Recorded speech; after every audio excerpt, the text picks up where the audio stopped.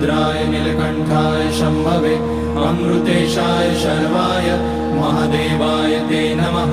नमस्तेऽस्तु भगवन् विश्वेश्वराय महादेवाय त्र्यम्बकाय त्रिपुरान्तकाय त्रिकाग्निकालाय कालाग्निरुद्राय नीलकण्ठाय मृत्युञ्जयाय सर्वेश्वराय सदाशिवाय श्रीमान् महादेवाय नमः।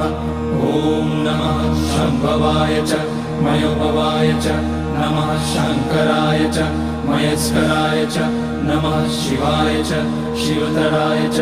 ॐ त्र्यम्बकं यजामहे सुगन्धिं पुष्टिवर्धनम् उर्वारुकमिव बन्धनान् मृत्योर्मुक्ष्यमामृतात्।